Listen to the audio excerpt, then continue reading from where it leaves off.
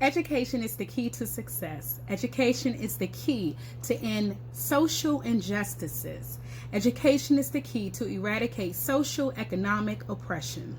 Education is the key to close the achievement gap. Education is the key to close the wealth gap. Education is the cure for all life's diseases that affects the way one eats, sleeps, and works. Today, I would like to begin my educational campaign, No Excuses, Just Solutions. The child issue that determines the outcome of a child's academic performance is closing the achievement gap. One must ask, what is closing the achievement gap? I'm glad you asked. Closing the achievement gap is coined from the statistical facts of how children of color or children in low-income communities have troubling performances and are compared and not awarded the same or higher educational opportunities in the other counterparts. Everyone under the sound of my voice must accept this as a harsh reality and see this as a worldwide problem, and it must be resolved. Until this childhood issue is resolved, children in the United States of America will be leading from behind, and we will remain in this educational state of crisis. Therefore, we must create a plan of action to execute on a local level first, then on a national level, enforced by our government, creating laws to hold children, parents, educators, school leaders, community members, legislators, and other stakeholders responsible and accountable. I believe every child should have a high quality and developmentally appropriate learning experiences while in care of an educator.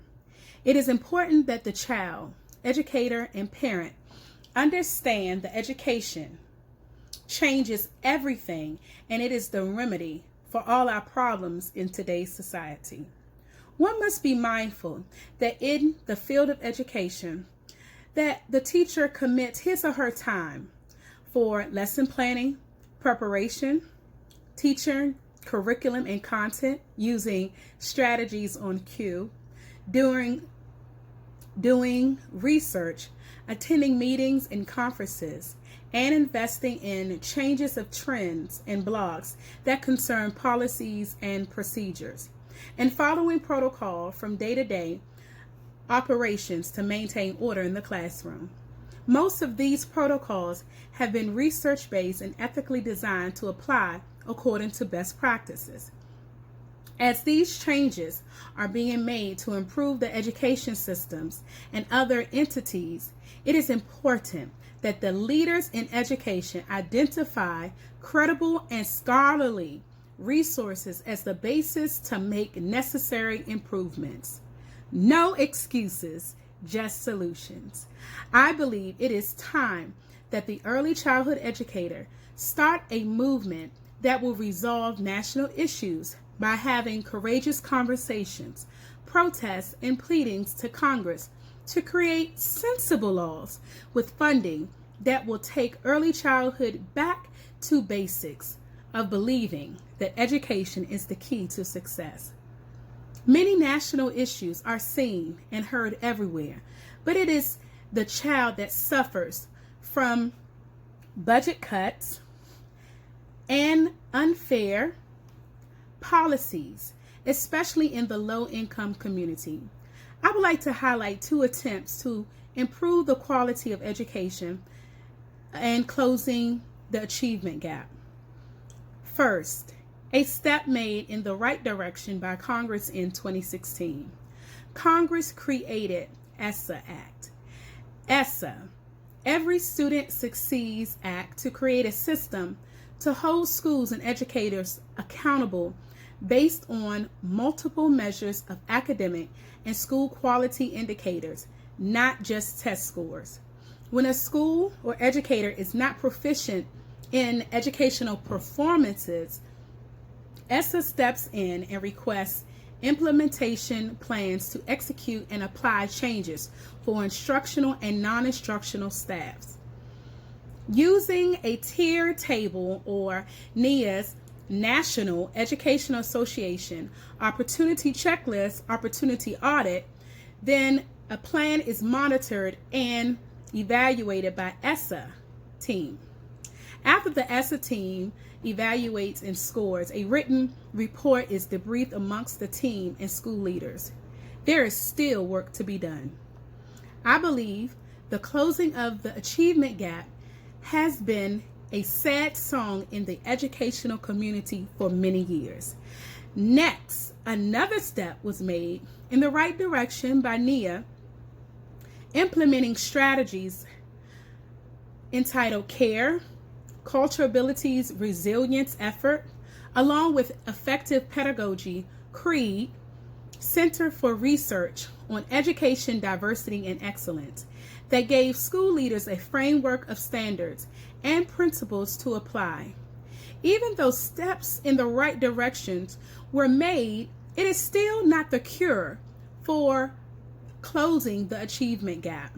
In other words, it was just a band-aid of strategies that are not biased or non-judgmental in providing support to schools to witness improvement. No excuses, just solutions. I believe that there should be an action plan created to close the achievement gap.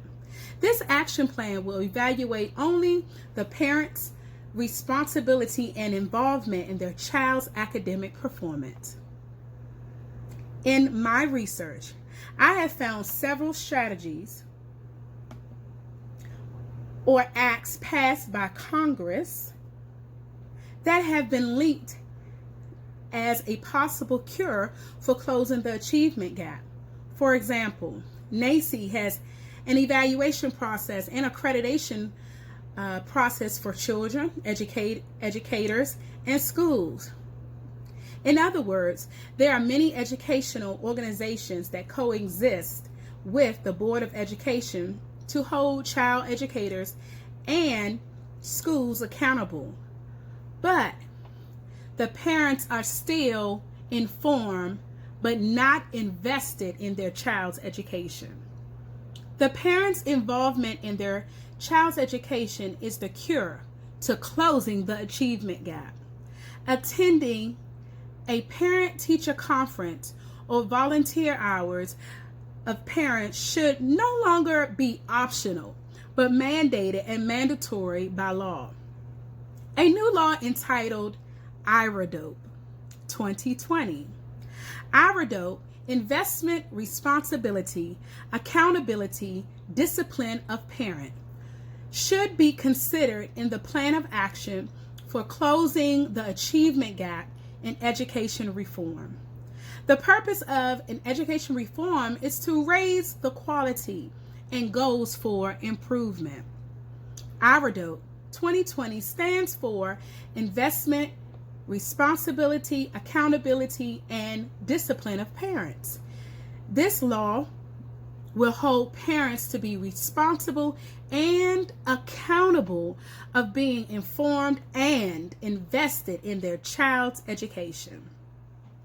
I believe it is not the role of the educator to raise the child, but to educate the child, the whole child. Under this law requires parents or a legal guardian to contribute helping hand hours. If a parent chooses not to be informed or invested in their child's education, he or she will pay a fine and complete community service hours. This law will not discriminate against rich, the poor, the working family, or the non-working family, but serve as a critical response and raise the standards of living in the areas that are most affected. According to Lumadi's article entitled Taming the Tide of Achievement Gap by Managing Parental Role and Learner Discipline, He proves that the parental support in the early stages of a child's academic performance is crucial to a child's well-being and development that defines them later in life. The family is the foundation of a child's learning and understanding before school entrance. The term learner discipline is introduced as a force to be reckoned with. The focus of improving learning, academic achievement, and reducing the educational unfairness in underachieving schools. Education is the key to success. In conclusion, this campaign, No Excuses, Just Solutions, I hope it gives you some clarity on how we can work together with closing the achievement gap in the United States of America. If this action plan is implemented and made law, our DOPE 2020 will resolve and improve the closing of the achievement gap. The child, parent, educator, school leaders, community members, legislature, and other stakeholders will have a reason to really celebrate progress in learning and achievement. And finally, no excuses, just solutions will be a reality.